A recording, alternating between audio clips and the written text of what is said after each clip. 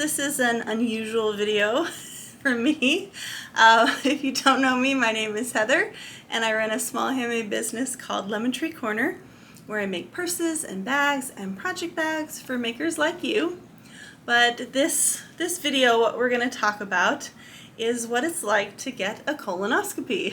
So I was asked to make this video by my sister, who is hesitant, as I certainly was, about getting a colonoscopy done. You know, a lot of anxiety around the whole process, not understanding what it's like, and that maybe this video would help some of you who might be of that age of going to get your first colonoscopy and are scared of it or worried about it and just don't understand the whole process. I am also making this video for my friend Keri, who recently passed away from colon cancer. I don't think she put off a colonoscopy because she's 10 years younger than me, so she wasn't anywhere near needing to get the colonoscopy. Hopefully the screening age will keep going down as tragedies happen like this. But she was a young wife and mother. I worked with her down at UC San Diego. And it's just sad because her husband and kids are now without her, and she was just a wonderful, loving person, and it's just sad that she's no longer here. And they, thought they caught it early and did chemotherapy and everything else to try and get her back, and her body just gave up on her. So hopefully this will help some of you get over your hesitancy to get a colonoscopy and make the process a little less scary for you. Because I would love for all of you who are ready and, insurance companies willing to pay for the screening, I would love you all to take advantage of that because it's really important. Okay, so let's dive in. So about a year or two ago, I get blood work done regularly because I'm diabetic. So they always want to check the levels and the sugars and I've got high blood pressure, I've got high cholesterol, so just a lot of compounding problems because of my weight and my age and my health. So I get my blood work done very regularly, sometimes every 3 months. If I'm doing very good, every year, she'll have my blood work done. But so just recently it popped up that I had anemia, and we don't know where that's coming from. There's no history of that. It just kind of boom, from one test result to the next, I had anemia. And so she really wanted me to get a colonoscopy, not only to check to see if there's any internal bleeding going on or anything that could explain the anemia, but also because my maternal grandfather passed away due to colon cancer. So there's a history of it in my family, and also it's just that time. I'm 48, so it's that time when I should be getting a colonoscopy anyway. So this all happened during COVID. So before the vaccine came out, before anything, heightened sense of anxiety of everything going on in the world, wearing masks everywhere, not having a vaccine yet, and then being asked to go to this facility to get this procedure done. I was going to have to do a COVID test, and at the time I hadn't done a COVID test yet, and it just seemed like a lot. It seemed like over the top for me. I had a panic attack just thinking about scheduling the appointment. So I put it off, and I just said, now's not the time. I just need time to digest this. And so put it off to the point where I even put off making my next doctor's appointment. Not good. To avoid having the conversation about why haven't you gotten the colonoscopy yet. So finally came in, did the appointment, did the blood work, off the charts. I've been eating awful during the pandemic. So had a little come to Jesus talk with the doctor, or she had it with me, and convinced me that I really need to do something about this. So went ahead, and issued me another referral to another gastroenterologist to have the procedure done. And she also added in an endoscopy for an upper GI. So that way, take care of both procedures at once, be under anesthesia, get them both done at the same time, same prep, so just be easier. And so at that point, I was resigned. Okay, let's just get this done, get it done, figure out what's going on with me, and call it a day. Only by that time, everybody else who had been putting off a colonoscopy because it was COVID times came out of the woodwork wanting their colonoscopy. So all of the surgical centers were backed up, no pun intended, and so it's like impossible to get an appointment. So the place she had referred me to was over 3 months behind on even scheduling appointments, let alone like when the actual appointment would happen. So finally referred me to somebody else who's further away from me, but had more openings. So was able to get in there, do another consultation. So that's 3 consultations I've had with 3 different gastroenterologists just to get this appointment. Got the appointment. It was basically one of those, this is the day and time we have for you. If you don't do it now, you're not getting in before the end of the year. So like, fine, whatever. It's a Wednesday. Ideally, I would be going on like a Friday and just have the weekend to recover, but whatever. We'll just get it done. So all set for that, got pills, which is nice. So normally people hear the horror stories of drinking this gallon of liquid that's like disgusting. And that's what my husband had to do a few years ago. And I just smelled the stuff going, it smelled like petroleum. And I was like, there's no way I can drink this, keep it down. Like I wouldn't be able to do the prep for the procedure.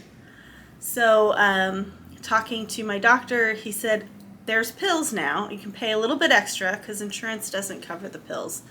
And I think he said it was like $80, but it wasn't $80. It was less than that. And well worth every penny because it's way easier. You have to take like these 12 horse pills in a row over a 20-minute period. But it was way better than drinking the liquid, if you ask me. Same results. So here's, okay, let's go through it chronologically. Okay. So procedures on Wednesday. Sunday night I started freaking out. Had to do several meditations to kind of bring the anxiety down. And I had been okay up to that point, so I felt a little disappointed in myself that I started freaking out on Sunday night. But you just got to be gentle with yourself there. And I found this great tapping meditation. I do tapping all the time, and I have a channel I watch, Tapping with Brad.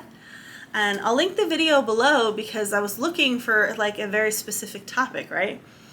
And it's a video all about having good expectations for outcomes in your surgical procedure, or in this case, non-surgical procedure, but just kind of envisioning what that looks like, trusting the medical team, manifesting the best outcome possible. And so I went through that several times. It really helped calm me down. And then Monday was able to just go to work, do my work, and take my mind off of things. And then I got a call from the surgical center about what was expected for the prep on Tuesday.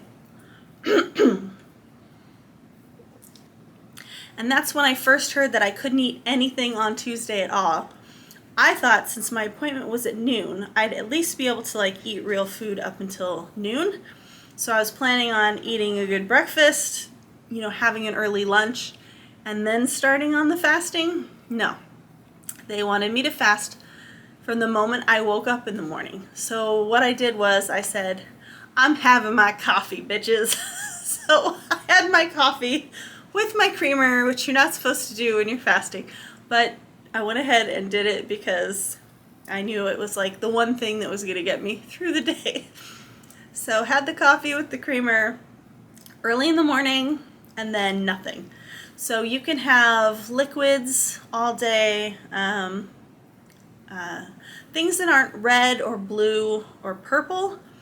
And I think that just is like so that they can see the skin tone, you know, make sure that your skin is correct and they can visualize anything with the camera. So I think that those colors get in the way of that process.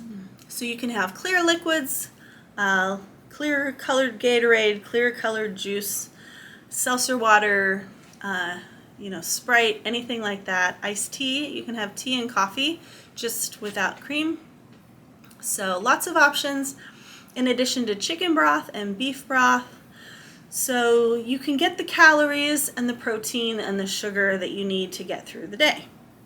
So that's what I did, very crankily got through the day. And the further I went through the day, the more I just was able to accept the hunger and, just make it through. I've never fasted before, so that was a totally new experience. And then we got to 5 o'clock, which is when I was supposed to do the first part of the medication. So in this case, I took the pills. It was a weird procedure. You had to take 15 pills or 12 pills over 15 to 20 minutes. And then you had to wait an hour and then drink a set amount of water. And then you had to wait a half an hour and drink. So they give you this cup with the pills, and that's the amount of water you're supposed to drink. So it's a weird procedure. And then after that, you can continue on with your liquid diet.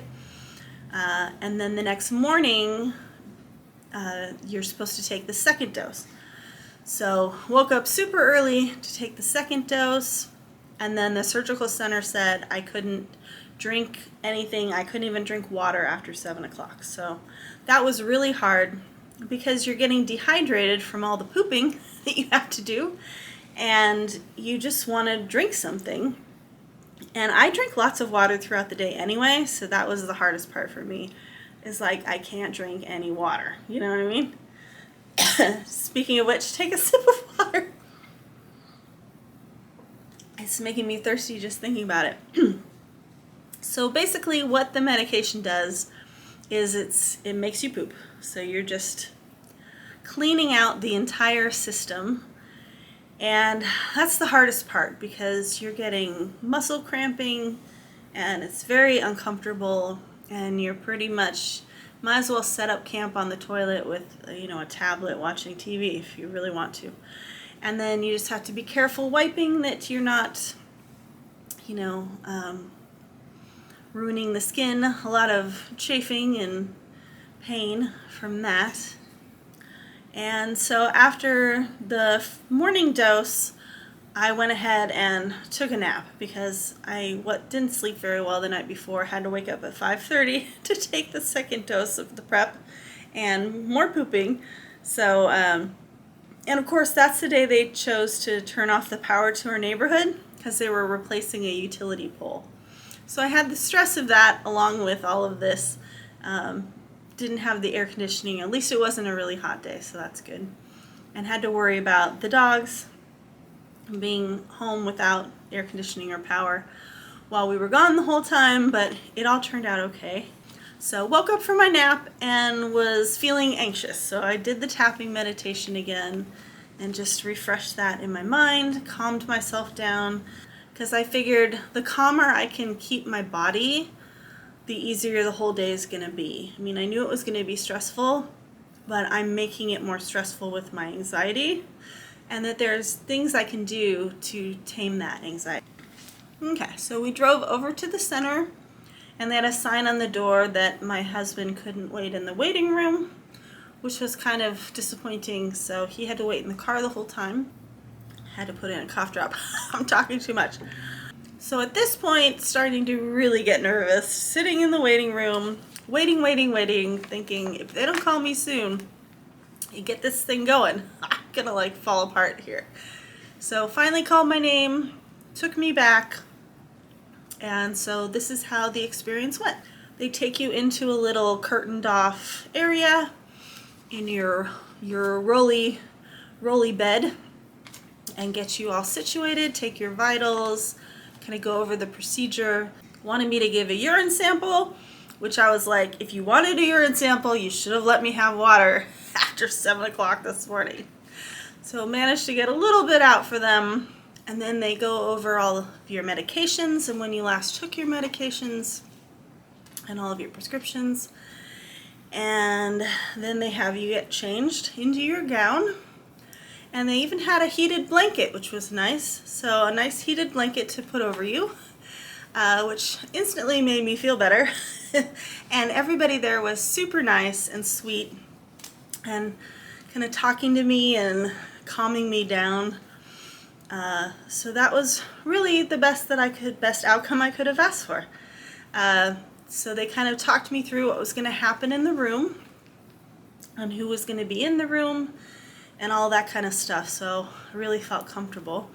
So you put all of your belongings in a bag, and that bag goes with you under the bed.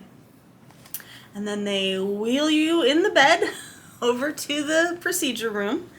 And in my case, I was doing both. So we had two cameras. We had the camera for the endoscopy over here and the camera for the colonoscopy over here. And you've got the monitors where they're going to see everything. So we had a nurse in the room. We had the endoscopy camera operator, basically, and the anesthesiologist and the doctor. So the doctor was the last to come in and just kind of explain to me what was happening again. So what they did is ask me to turn on my side in the bed. They have a bite guard for me so that, because the camera, if you were to bite the cord, could like break your teeth. So they put a bite guard on first and get that all situated, and then give you the anesthesia. And they didn't even have me count backwards. It was just like, and they're like, well, we'll see you after it's all done, you know, nighty night, go to sleep. And that's the last I remember, was just somebody patting my arm and saying, okay, now go to sleep. And I woke up in the recovery area, which when I first opened my eyes, I was like, am I still in the procedure? Did I wake up like after the endoscopy and before the colonoscopy? I like freaked out for a second, and then I saw the area and I was like, oh, this is where I started out. This is like the same exact curtained off area that I started out in. So I was like, okay, just kind of sit here for a minute and get my bearings. So the endoscopy takes 5 to 15 minutes, and the colonoscopy takes about a half an hour. So we're able to do both at the same time under the anesthesia. What they do is they give you a recap of what they found, and if they find any polyps, what they do is they snip them out and send them off to be biopsied, so that you know if there's any kind of malignant cancerous growth or not. And then what they do is they get you all woken up again and ask you some questions, have you sign some paperwork, call your ride, make sure that they're there to pick you up, and get you all dressed and on your way. And I'm just very grateful to everybody. It was really nice and helped calm me down. Everybody was very personable. I'm kind of curious now what makes somebody go into this field of work, you know what I mean? If you get a nursing degree or a medical assistant, like what makes you choose colonoscopy center? I'd be very curious to find that out. I'm sure some of them have had relatives die of colon cancer or something else and have, this passion for this. And others probably just, this is the particular field they wound up in when they got their first job. So just very interesting thinking about what the day-to-day working situation must be doing colonoscopies all day. So I know that I'm not that person, but I'm glad that there are people out there who chose to go into that field, and I'm glad that they're all very nice and personable, and you're not just a number. They really care and they try and make you feel comfortable, which was really nice. Okay, so here's the report card for me. So I had a normal cardia, I had some gastric polyps, and I have a follow-up appointment in 2 weeks to go over all of this. So I had a few gastric polyps, I had erosive gastropathy, which means that I have some tearing in my either my throat or my digestive tract. But everything else is normal on the endoscopy side. They even give you a few pictures. Ugh. Not that I would know what I'm looking at. And then for the colonoscopy, there was one polyp that they took out and will biopsy. And then everything else was normal. So have a follow-up appointment with that doctor in 2 weeks, and then they'll share this information with my primary doctor, and I'm sure I'll have an appointment with her to go over the results of all of this. I don't know if any of what they found is going to explain the anemia, but I'm glad to have done it and have it over with. And one of the side effects that I should mention after the procedure is they have to fill you with air to get the camera up there, you know, to get the passage to stay open. So because I did both, they had to fill both with air, which meant just a lot of gas and cramping after the procedure. So you just have to be aware of that for the next like 12 hours. I had a little bit the day after, but mostly it was just the same day. And then of course I was exhausted because I had worried myself into exhaustion. So took a nice long nap while watching TV and then went to bed early. And so still kind of getting over the anxiety part, but you know, that's not because of the procedure, that's just because of me. So all in all, it went pretty well, and hopefully my doctor has the answers she needs, because I really don't want to have to do another procedure like, you know, one of those where you swallow the barium or an MRI or any of that stuff. I just hope this is it. But I hope this kind of sheds light on the process for you, and so that you don't feel as nervous about it or as worried about it. It's totally doable, and I am like the anxiety queen. So if I could make it through this, you know, it's just you gotta suck it up and do it. It's really important that you do this procedure. So do whatever you need to do, meditate, tapping, whatever, in order to get yourself through the process. But if you're lucky enough to have a surgical center like the one I went to, then you'll have some really good people around you that'll just carry you through the process. And they do this every day. I mean, they're pros. They do this all the time.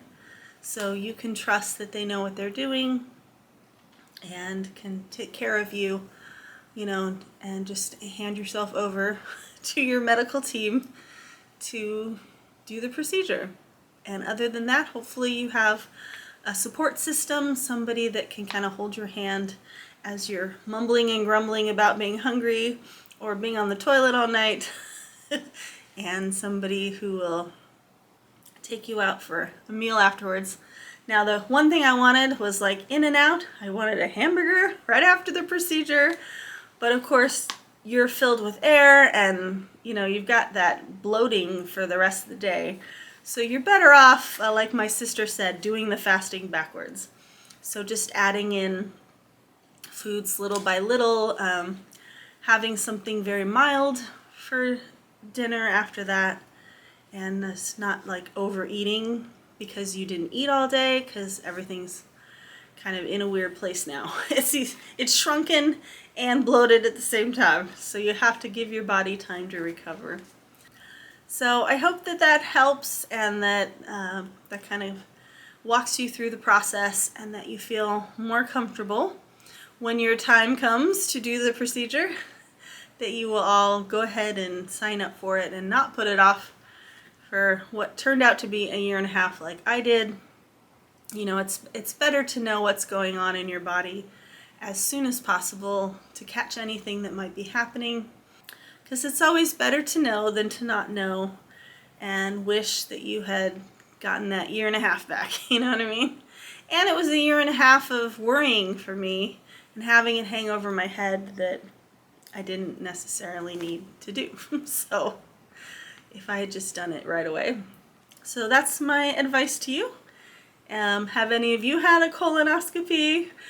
Put it in the comments how your experience was, any other tips that I didn't mention here that you wished you had known before you did the procedure would be great. And good luck to everybody out there, and stay healthy. See you next time. Bye, friends.